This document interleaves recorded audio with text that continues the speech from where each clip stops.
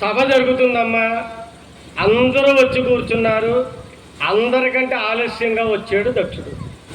దక్షుడు రాగానే సభలో ఉన్నటువంటి వారందరూ కూడా పైకి వేసి నిలబడ్డారు.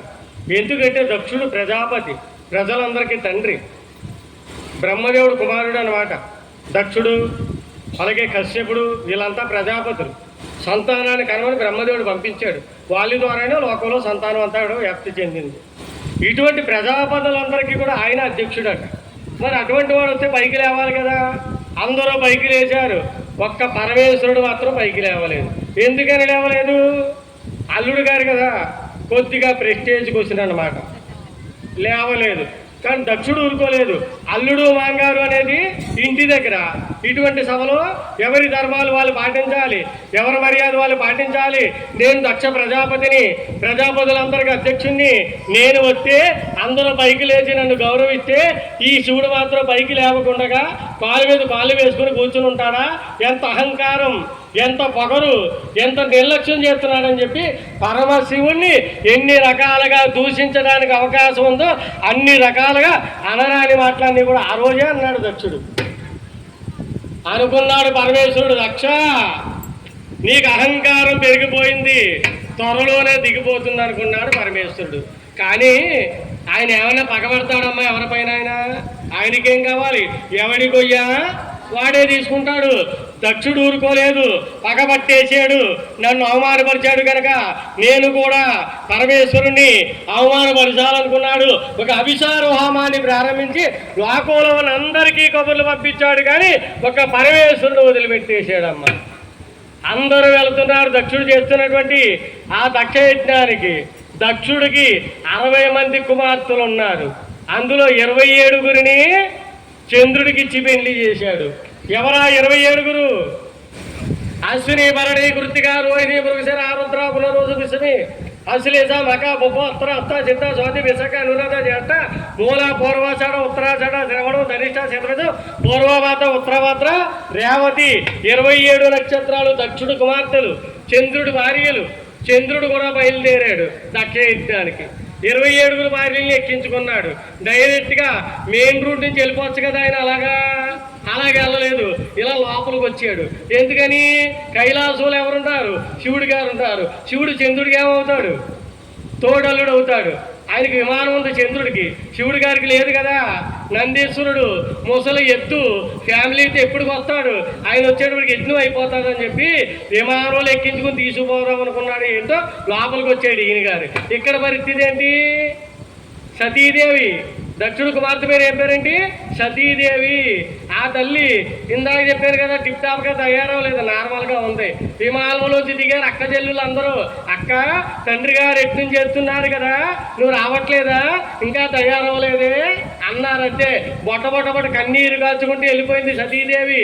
ఎందుకంటే అమ్మగారింటి దగ్గర కార్యక్రమం అంటే 6 నెలల ముందే బయలుదేరుతారు మన ఆడవాళ్ళు. అలాంటిది ఈవిడికి కబురే రాలేదు. మరి ఎంత బాధ, ఏడ్చుకుంటూ వెళ్ళిపోయింది. స్వామి పరమేశ్వర, నా తండ్రి యజ్ఞం చేస్తున్నాడట, అందరికీ కబురు పంపించారు, మనకు మాత్రం రాలేదు, ఎందుకు వదిలిపెట్టేస్తాడు? కన్న కూతురినే కదా, ఏదో పొరపాటు జరిగింది, మనం ఎలాగైనా వెళ్ళవలసిందే దక్ష యజ్ఞానికి అని పట్టుబట్టింది. అంటే ఆయన అన్నాడు, దేవి పిలిచిన పేరంటానికి వెళ్ళకపోతే తప్పు, పిలవని పేరంటానికి వెళితే తప్పు. నన్ను పిలవకుండా వచ్చాను అనుకుంటున్నారా? పిలిస్తేనే వచ్చాను నేను కూడా అన్నాడు పరమేశ్వరుడు. ఆవిడ ఆగట్లేదు పాపం, మనసులో బాధ, ఎలాగైనా వెళ్ళాలి, అటు ఇటు తిరుగుతుంది, ఎన్నో రకాలుగా అడిగింది అమ్మ. ఆవిడ బాధను చూసి పరమశివుడు ఏమీ మాట్లాడకుండా మౌనంగా ఉండిపోయాడు. మౌనం అర్ధాంగీకారం అనుకుంది.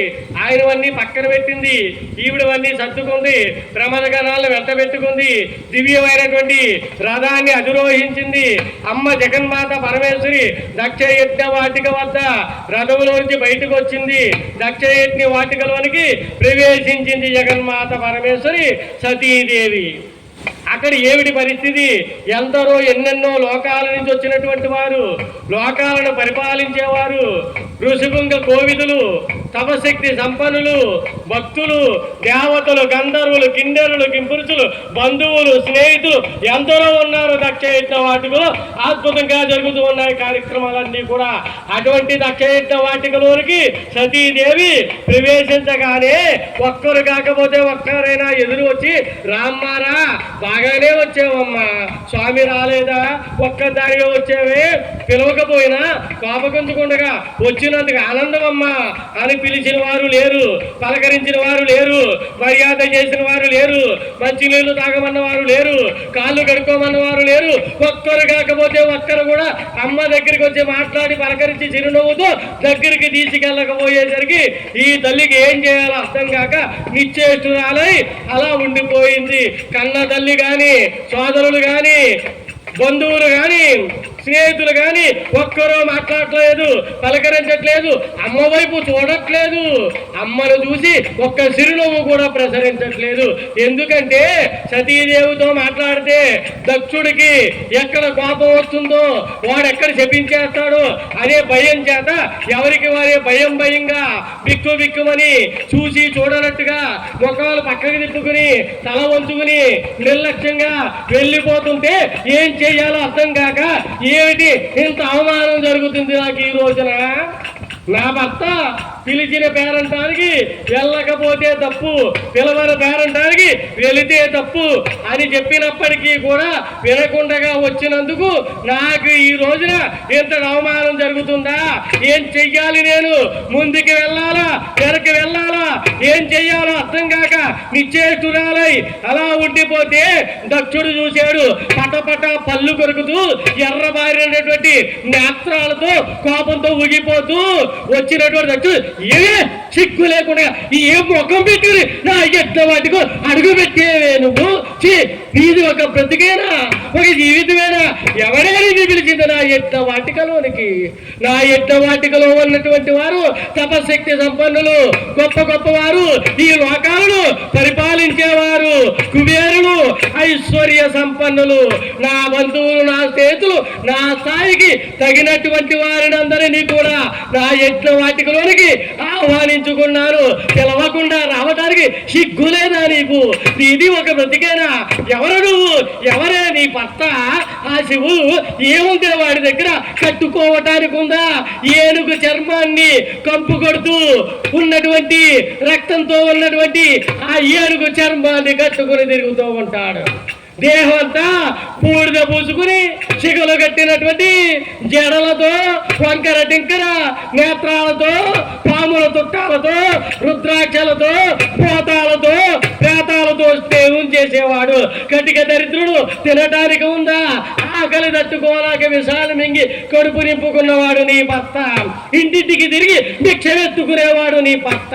పవతి భిక్షాదే అని చెప్పి భిక్షమెత్తుకుంటాడు ఆ శివుడు.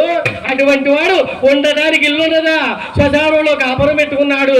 బంధువులు ఉన్నారా, స్నేహితులు ఉన్నారా, నాన్నవారు ఉన్నారా, ఎవరున్నారా శివుడికి గట్టిగా దరిద్రుడు అలమటిస్తున్నటువంటి వాడు లోకంలో ఒకడున్నాడంటే శివుడి కంటే దరిద్రం ఉన్నవాడు ఎవడున్నాడు? అటువంటి వాడి ఇల్లాలి నువ్వు కట్టుకోవడానికి లేదు, ఉండడానికి లేదు, తినడానికి లేదు, నాన్నవారు లేరు, బంధువులు లేరు, స్నేహితులు లేరు, అమ్మ నాన్న కూడా లేనటువంటి వాడు అటువంటి వాడి ఇల్లాలివే నువ్వు. ఏమో మొగం పెట్టుకుని వచ్చావే, సిగ్గులేదా నీకు, నా ఎడ్ల వాటికు అడుగు పెట్టడానికి అనేసరికి సతీదేవి తట్టుకోలేక విలవిల్లాడిపోతూ నా స్వామిని పరమశివుని, ఒరే దక్ష ఎంత అహంకారం రా నీకు, శివతత్వాన్ని తెలుసుకోలేక నోటికొచ్చినట్టుగా మాట్లాడుతున్నావురా, ఏం తెలుసురా నీకు నా స్వామి గురించి, నా బిడ్డల కోసం, ఈ లోకాల కోసం సమస్తాన్ని దారిపోసినటువంటి వాడు శ్మశానంలో కాపురం పెట్టుకున్నాడే. ఎన్ని కోట్లు సంపాదించినా చివరికి ఎవరైనా కాటికే చేరుకోవాలిరా, అందరూ వదిలిపెట్టి వెళ్ళిపోతుంటే నా కోసం ఒక్కరు కూడా నిలబడలేదని ఆ జీవి ఏడుతుంటే నేనున్నానురా మీకు తోడని చెప్పి చెప్పి వాళ్ళందరి తనలో నేను చేసుకోవడానికి శ్మశానంలో కాపురం పెట్టుకున్నాడు నా స్వామి. లోకాలను కాపాడడానికి విషాన్ని కంఠంలో పెట్టుకుని ఆ బాధ తలబరిస్తూ లోకాలను గంటికి రెప్పలా కాపాడుతున్నటువంటి వాడు నా భర్త. ఏం తెలుసునా, భక్తుల కోసం అన్ని త్యాగం చేసి ఎవరికి ఏమి కావాలో అవన్నీ ఇచ్చేసినటువంటి వాడు నా భర్త. అటువంటి సృష్టి స్థితి లయకారకుడైనటువంటి సదాశివుడు, బాలాశంకరుడు, పరమశివుడు అయినటువంటి నా స్వామి తత్వాన్ని తెలుసుకోలేక, ఆయన గొప్పతనాలు తెలుసుకోలేక, శివుడు అంటే లేని శివైనా కొట్టదంటారే, శివుడు లేకుండా ఎట్లా చేద్దాం అనుకున్నావు నా దుర్మార్గుడా తక్ష. ఎన్ని మాటలు అంటున్నావు నువ్వు నా స్వామిని. ఏం తెలుసురా, కంటి మాటలతో కాచి పూర్తి చేసి పారవేస్తున్నా నిన్ను. నా జన్మనిచ్చిన తండ్రి అయిపోయిన కారణంగా నిన్ను వదిలిపెడుతున్నారు కానీ నేనే పూర్తి చేసి పారవేస్తున్నానని చెప్పి ఆ తల్లి బాధ, ఆగ్రహం, వేడి వేడి నిట్టూర్పులతో ధారాపాతంగా గారుతుంటే ఎర్రబారిన నేత్రాలతో ఇంతటి అవమానం జరిగిన తర్వాత నా భర్త దగ్గరికి వెళ్ళగలనా, నా ముఖాన్ని చూపించగలనా? దేవి ఆదరించారా, మర్యాద చేశారా, ప్రేమగా మాట్లాడారంటే ఏమని చెప్పాలి? నిన్ను అనరాని మాటలు అంటుంటే ఆ దుర్మార్గుడు దక్షుడు సిగ్గు లేకుండా వాడి ముందు నిలబడి ఆ నిందలని భరించి నీ ముందుకు వచ్చారని చెప్పగలనా? తలెత్తుకుని తిరగగలనా? గౌరవించబడగలనా? పూజింపబడగలనా? ఇంత అవమానం జరిగిన తర్వాత నేను ఎలా జీవించబడగలను? ఈ దేహం శివాడంత విన్నటువంటి ఈ దేహం పూజించడానికి పనికిరాదు, జీవించడానికి అర్హత లేదు, నశించి పోవలసిందే అని చెప్పి కాలి బట్టలు వేరుతో ఒక్క రాపిడి రాసేసరికి పట్టునని యోగాగ్ని ప్రజ్వలించేసరికి యోగాగ్నిలో తన దేహాన్ని ప్రవేశపెట్టి పగ పగ పగ పగ మండిపోతూ గొప్ప కూలి కింద పడిపోయింది సతీదేవి ఒక్కసారిగా. ఈ విషయం వెండి కొండల మీద ఉన్నటువంటి పరమశివునికి తెలిసింది.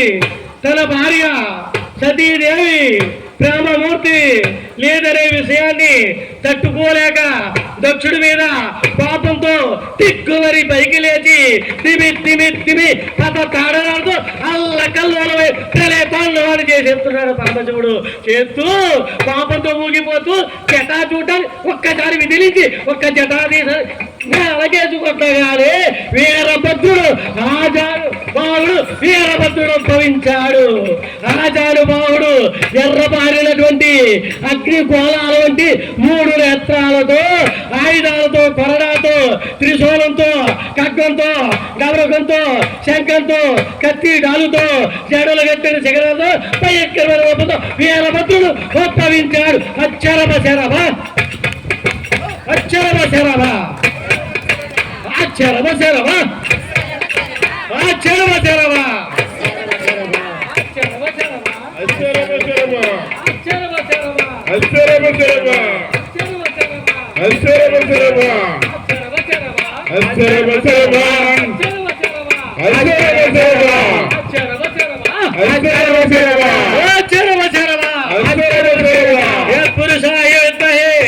महारौद्राय धीमहि यत्पुरुषाय विद्महे महारौद्राय धीमहि तन्नो वीरभद्रः ప్రచోదయాతు తనో వీరభద్రః ప్రచోదయాతు.